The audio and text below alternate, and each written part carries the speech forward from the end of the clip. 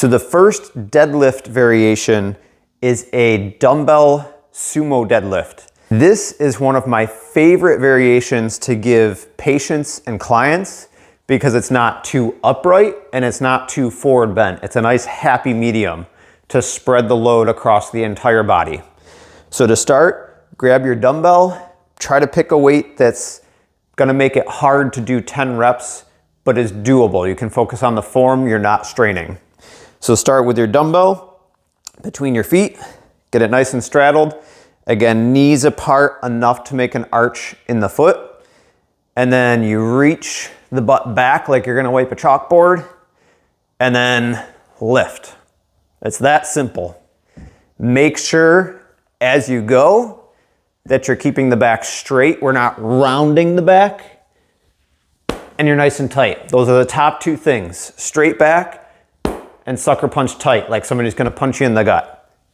I highly recommend getting gym access. You can find used dumbbells online around your neighborhood, but if you don't have access to a gym or weight, you can use other things like a 5-gallon pail. You can fill it with rocks, water, whatever you got, and you can use that for deadlifting.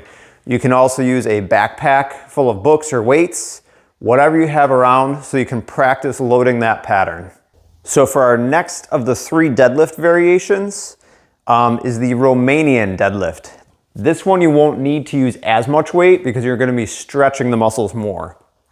So this one you start with 2 dumbbells. If you don't have dumbbells, you can fill gallon jugs of water. Those will be 8 pounds each. So this one you start a little bit more close stance, so you're about hip width, hip maybe shoulder width apart.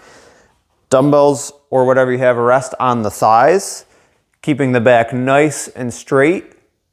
You reach the butt back with a slight knee bend until the dumbbells get just past the knees. You might feel a little stretch in the back of the thighs. And then you come back up, squeeze the butt so the hips come forward. So you're reaching the butt back, feel a little stretch in back of the thighs, and squeeze the butt forward. As you go, you want to keep the back straight. Make sure you're not rounding through the motion. Keep the back nice and straight.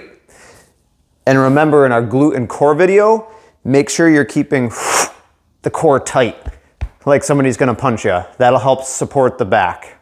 So the next variation of a deadlift or a hip hinge is great for those who are stronger and wanna move beyond the dumbbells. I've used this one for even middle-aged women.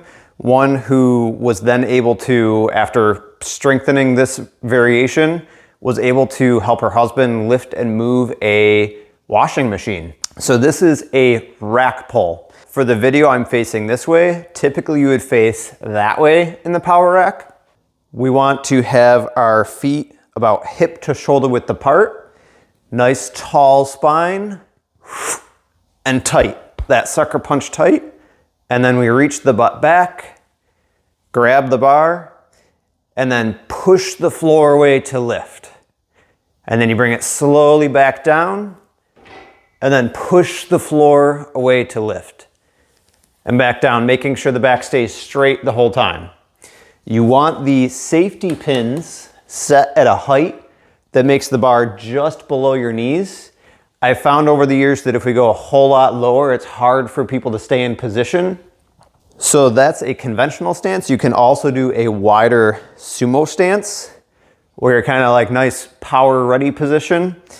And then same thing, tall spine, sucker punch tight, and then reach the butt back. Now you're grabbing the bar inside the knees. The rest is the same. Push the floor away and then back down. Nice and controlled while keeping the back straight. See which variation feels best. Some people, their bodies like a more narrow stance. Some like it further. Both are fine.